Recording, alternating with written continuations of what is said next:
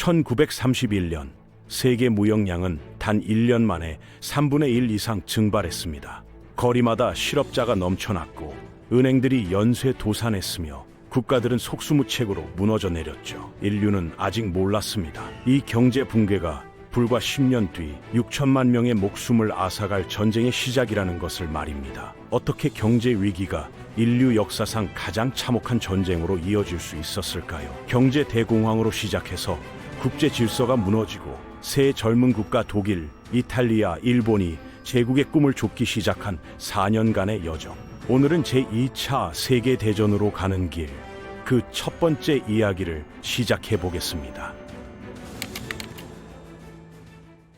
허버트 후버가 이끄는 미국은 경제 대국이라는 지위가 무색하게 속수무책으로 흔들리고 있었습니다. 영국은 여전히 세계 최대 제국을 유지하고 있었지만 내부적으로는 경제적, 정치적 위기가 깊어지고 있었죠. 프랑스는 두 번째로 큰 제국을 다스리며 상대적으로 안정적이었으나 곧 경제난의 늪에 빠질 운명이었습니다. 소련은 세계 유일의 사회주의 국가로서 국제사회에서 여전히 외톨이였는데 덕분에 세계 경제 위기의 직격탄은 피할 수 있었거든요.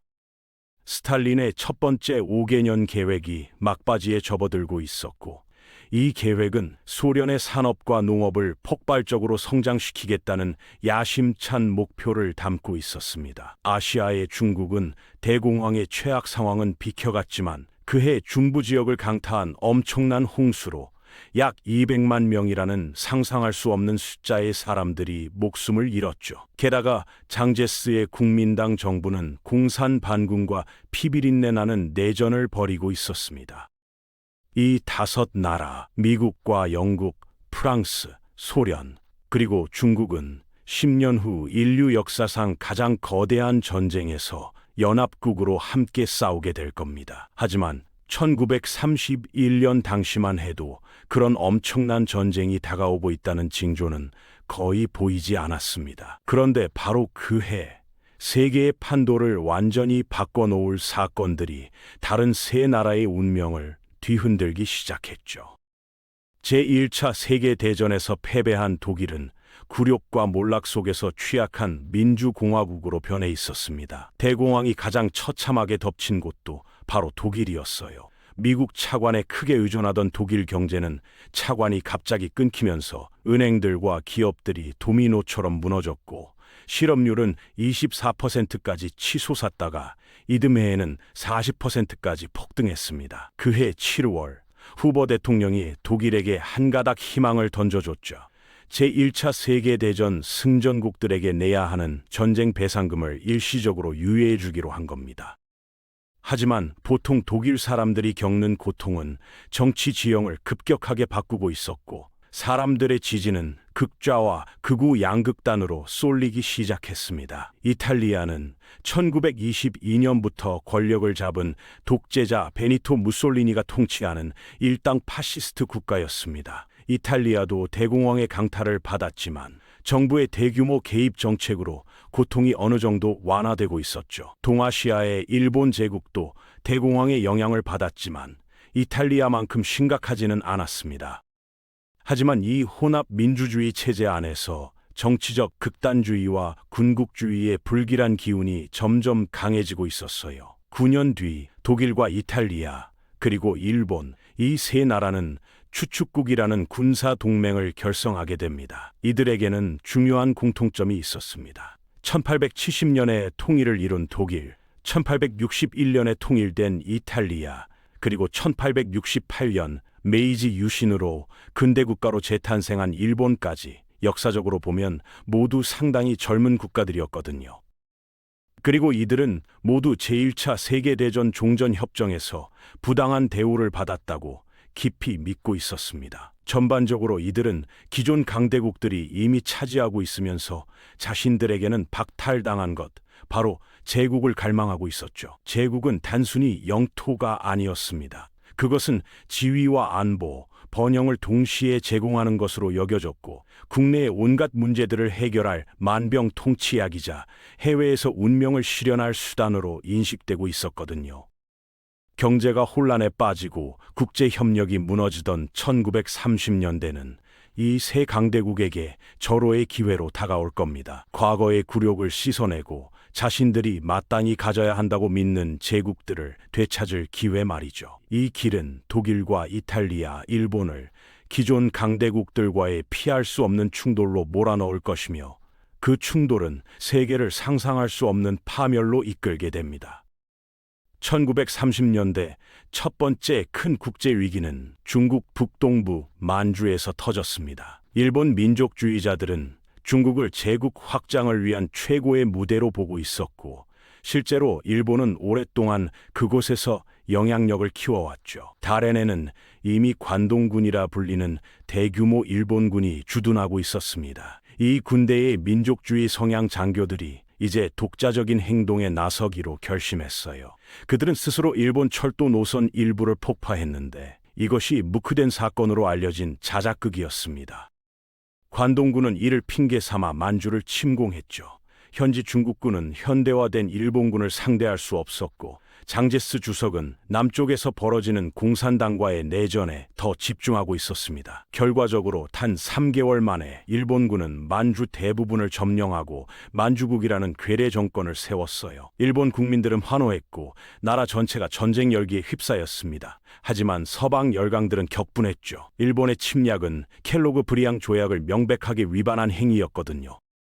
불과 3년 전에 맺어진 이 조약에서 일본을 포함한 모든 서명국은 전쟁을 국가 정책 수단으로 포기하기로 약속했었습니다. 세계 평화를 지켜야 할 국제기구인 국제연맹이 제네바에서 긴급 회의를 열었습니다. 그런데 일본은 국제연맹 이사회 상임이사국 4개국 중 하나였어요. 국제연맹은 침략을 비난하는 대신 조사단을 보내기로 결정했죠. 몇 주 뒤 상하이에서 추가 전투가 벌어졌지만 경제 위기에 정신 팔린 서방 열강들이 중국을 위해 전쟁에 나서지 않을 거라는 게 명백해졌습니다. 전 세계가 그들의 소극적인 태도를 주목하고 있었어요. 1932년은 이탈리아의 승리 소식으로 시작됩니다. 리비아에서 바돌리오 장군이 이탈리아 지배에 저항하는 현지 세력을 진압하는 10년간의 작전이 끝났다고 선언한 겁니다. 이탈리아군은 리비아 사람들에게 화학 무기를 사용했고 강제 수용소를 운영했으며 대량 학살을 저질렀습니다. 이런 잔혹한 방식으로 이룬 평정은 무솔리니가 새로운 로마 제국을 건설하겠다는 꿈을 키우며 새로운 정복 계획을 세우도록 부추겼죠. 불과 14년 전만 해도 끔찍한 참호전이 벌어졌던 서유럽에서는 영구 평화에 대한 희망이 1925년 로카르노 조약에 걸려 있었습니다. 이 조약은 독일의 서부 국경을 보장하고 독일과 이웃 나라들이 모든 분쟁을 국제연맹의 중재로 해결하도록 만든 겁니다. 유럽 외교관들 사이에는 로카르노 정시이라 불리는 낙관적 분위기가 퍼져 있었어요. 유럽에서의 전쟁이 이제 과거의 유물이 될 수 있다는 희망이 넘치던 시기였죠. 2월에는 61개국이 참여하는 세계 군축회의가 제네바에서 열렸고 6월에는 로잔 회의에서 독일의 전쟁 배상금이 90%나 감면됐습니다. 하지만 이건 헛된 희망에 불과했습니다. 그 해에 독일에서 아돌프 히틀러의 나치당이 연방선거에서 압도적인 승리를 거뒀고 그의 군축에 대한 입장은 곧 명확해질 겁니다. 한편 소련에서는 독재자 스탈린이 내외부 적들에 맞서 국가를 강화하는 작업을 계속하고 있었어요. 그의 첫 번째 5개년 계획은 중공업 확장에 집중했고 소련의 산업 노동력을 거의 2배로 늘렸으며 철강과 철, 석탄 생산량을 크게 증가시켰습니다. 하지만 공식 수치는 공산당 관리들이 끊임없이 조작하고 부풀렸기 때문에 정확한 증가폭을 알기는 불가능하죠. 그래도 탱크와 항공기 생산이 엄청나게 확대되고 있다는 건 분명했습니다. 우크라이나에서는 유럽 최대 규모의 드니프로 댐 건설이 완료되면서 소련의 전력 생산량이 크게 늘어났어요. 하지만 농촌에서는 농민들을 국가가 통제하는 거대 농장으로 강제로 편입시키는 집단화 정책이 참담한 결과를 낳고 있었습니다. 재앙적인 흉작으로 엄청난 기근이 발생했거든요. 4년간 총 사망자는 600만에서 900만 명으로 추산되는데 그중 절반 정도가 우크라이나에서 나왔으며 이 참사는 홀로도모르로 역사에 기록될 겁니다. 카자흐스탄도 심각한 피해를 입었죠. 소련 당국은 이 끔찍한 진실을 감추기 위해 온갖 수단을 동원하고 있었습니다. 전년에 새로운 공화국이 선포된 스페인에서는 마누엘 아사니아 총리가 국가를 현대화하고 가톨릭 교회의 영향력을 제한하려는 대대적인 개혁을 밀어붙이고 있었습니다. 이런 움직임은 보수 세력의 강력한 반발을 불러왔죠. 그해 여름 이웃나라 포르투갈에서는 안토니오 살라자르가 총리로 임명됐는데 그는 권위주의 정권인 에스타도 노보를 수립하고 1968년까지 통치하게 됩니다. 중동에서는 이라크 왕국이 영국 지배에서 완전히 독립해 국제연맹에 가입했어요. 일본에서는 민족주의적 군국주의 세력이 민주주의를 공격하는 양상이 더욱 심화됐습니다. 2월에는 주요 자유주의 인사들을 제거하려는 음모가 실패로 돌아갔지만 5월에는 젊은 해군 장교들이 이누카이 스요시 총리를 총격으로 암살했죠. 1932년 미국 대통령 선거에서는 민주당의 프랭클린 루스벨트가 승리했습니다. 대공황의 여파를 극복하기 위해 그는 미국 국민을 위한 새로운 정책을 약속했어요. 취임식에서 그는 어리석은 낙관주의자만이 지금 이 순간의 암울한 현실을 부정할 수 있다며 이 나라는 행동을 요구하고 있고 지금 당장 행동해야 한다고 선언했습니다.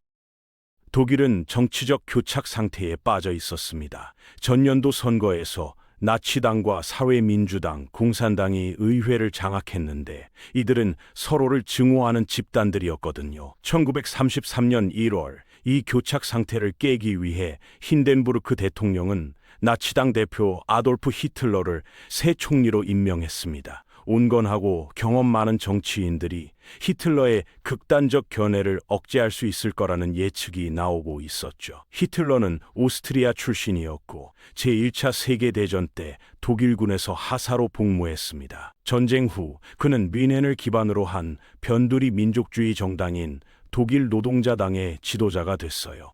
그는 당 이름을 국가사회주의 독일 노동자당, 줄여서 나치당으로 바꿨죠.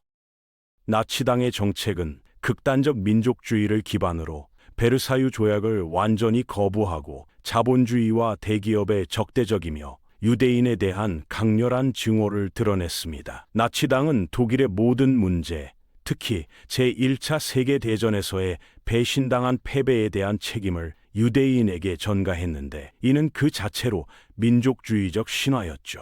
독일 제국을 건설하고 동쪽의 열등한 인종들을 희생시켜 생활 공간을 확보해야 한다는 히틀러의 가장 깊은 신념은 1926년에 출판된 그의 정치 선언서 나의 투쟁 이 권에서 누구나 읽을 수 있었습니다.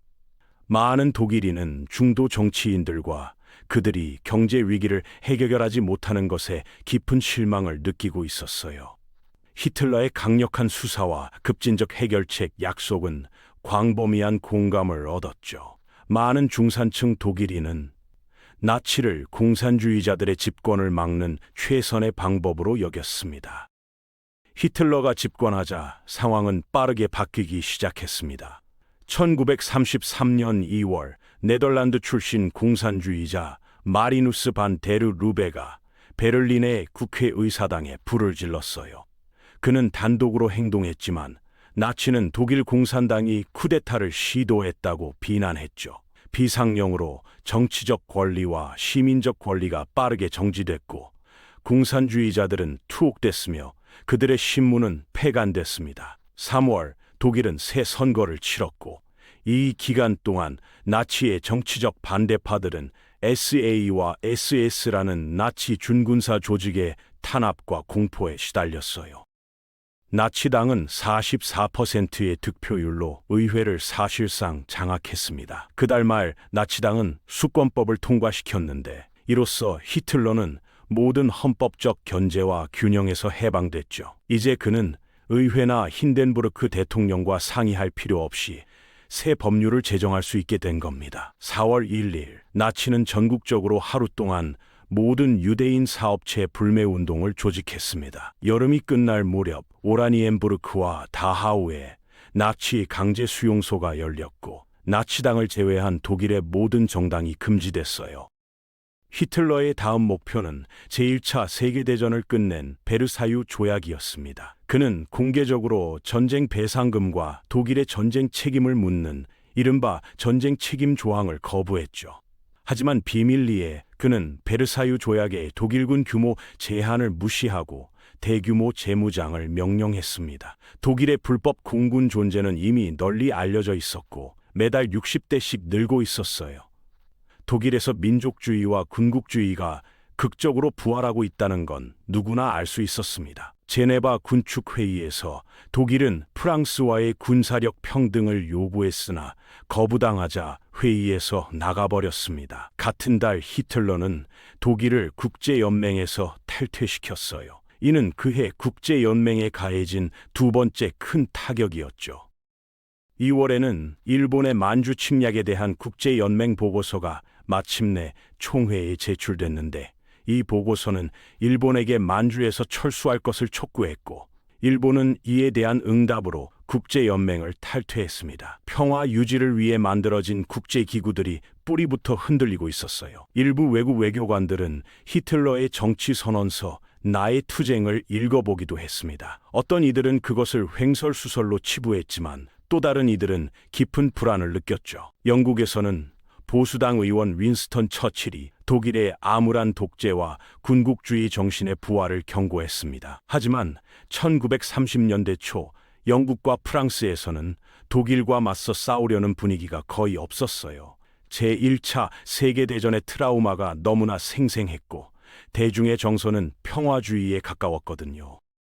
영국에서는 베르사유 조약이 독일에게 너무 가혹했던 건 아닌지 의문을 제기하는 사람들이 있었습니다. 어쩌면 히틀러의 요구 중 일부는 그렇게 터무니없는 게 아닐 수도 있다는 거죠. 게다가 대공황으로 군사비가 대폭 삭감됐고 영국과 프랑스 모두 유럽 전쟁을 치를 여력이 없었습니다. 프랑스는 심각한 정치적, 경제적 위기에 직면해 있었어요. 지난 3년간 10번이나 정권이 바뀌었고 국민 소득은 30% 줄었으며 국방비는 25%나 감소했죠. 하지만 프랑스는 향후 수년간 국가 안보를 보장할 거라 믿는 대규모 군사 프로젝트를 추진하고 있었습니다. 한편 미국에서는 고립주의 지지가 강했고 모든 해외 개입을 피하려는 열망이 넘쳤습니다. 미국은 국제연맹 회원국도 아니었고 25%에 달하는 실업률에 직면한 루스벨트 대통령은